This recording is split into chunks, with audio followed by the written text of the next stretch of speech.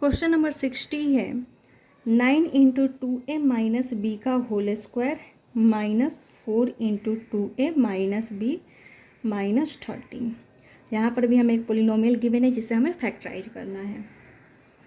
इस पोलिनोमियल में यूज होने वाला वेरिएबल क्या है? 2a माइनस बी है।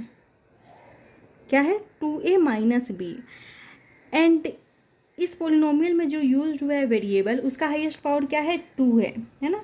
इट मीन्स कि ये एक क्वाड्रेटिक पोलिनोमियल है एंड इसमें भी 3 टर्म्स है। इट मीन्स कि ये ट्राइनोमियल भी है। एंड सेकेंड हम देख रहे हैं कि जो मिडिल टर्म में यूज होने वाला वेरिएबल है that is 2a minus b, इसका स्क्वायर फर्स्ट टर्म में गिवन है बिकॉज 2a माइनस बी का होल स्क्वायर हमें गिवन है। तो ये जो पोलिनोमियल है वो ax square plus b x plus c वाले पोलिनोमियल के पर क्या है? बेस्ड है, ऐसे बोल सकते हैं हम।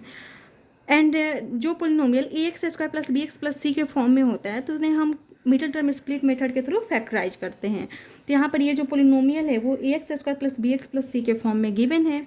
सो हम यहाँ पर इस पोलिनोमियल को मिडिल टर्म स्प्लिट मेथड के थ्रू फैक्टराइज कर लेते हैं। बट यहाँ पर एक प्रॉब्लम ये है कि जो हमें वेरिएबल है वो सिंगल, जो हमें वेरिएबल गिवन है यहाँ पर वो सिंगल वेरिएबल नहीं है ना, 2 वेरिएबल का डिफरेंस गिवन है।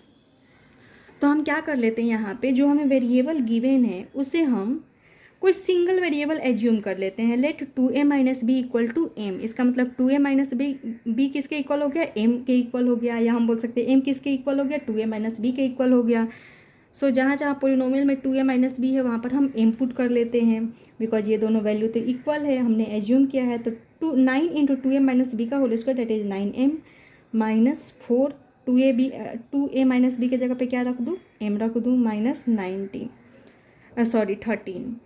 अब ये जो पोलिनोमियल था वो सिंगल वेरिएबल वाले पोलिनोमियल में कन्वर्ट हो गया। अब हम यहाँ पर मिडिल टर्म स्प्लिट मेथड के थ्रू इसे इजीली फैक्टराइज कर सकते हैं। तो मिडिल टर्म स्प्लिट मेथड में हम क्या करते हैं? मिडिल टर्म वाले ही नंबर को ब्रेक करते हैं। तो -4 को ही हमें 2 पार्ट्स में ब्रेक करना है। इस तरह की जब हम इन दोनों पार्ट्स को ऐड करें तो -4 ही आए एंड जब हम इन दोनों नंबर को मल्टीप्लाई करें तो क्या आ जाए? a इंटू सी के प्रोडक्ट के बराबर आ जाए। 9 इंटू 13 क्या हो जाएगा? 39 जा 117 एंड माइनस साइन। अब ये 2 नंबर्स क्या होने चाहिए? तो ये हम कहाँ से डिसाइड करते हैं? तो जो हमें प्रोडक्ट मिलता है उसका हम प्राइम फैक्टराइजेशन कर लेते हैं। तो किससे जाएगा? 7 8 9 9 आ रहा है ना सम, इस मीन्स कि ये 3 से डिविजिबल हो जाएगा। 3 3 जा 9, 2 रिमाइंडर बचेगा 2 7 3 9 जा 27, फिर 3 1 जा 3 3 3 जा 9, फिर 13 1 जा 13। अब यहाँ पर हमें जो फैक्टर्स मिले हैं इन्हें ही हमें 2 नंबर्स में अरेंज करना होता है कि जब हम उन दोनों नंबर्स को ऐड करें तो -4 आ जाए, मल्टीप्लाई करें तो 117 आ जाए, -117। तो वो 2 नंबर्स क्या हैं? तो यहाँ पर हम अरेंज करते हैं। 3 3 जा 9। सबसे पहले हम देखेंगे -4 आना चाहिए ना, दोनों नंबर को ऐड करें तो 3 3 जा 9 9 एंड 13 ऐड करेंगे तो 4 तो नहीं आएगा। बट अगर हम -13 प्लस 9 करते हैं मीन्स कि 3 3 जा 9 एंड 13, हमें हमारे पास 2 नंबर थे 9 एंड 13। इन दोनों को ऐड करने पे तो हमें 4 नहीं मिलेगा, बट इन दोनों को सब्सट्रैक्ट करने पे हमें क्या मिल जाएगा? 4 मिल जाएगा। 13 माइनस 9 क्या आ जाता है? 4 आ जाता है।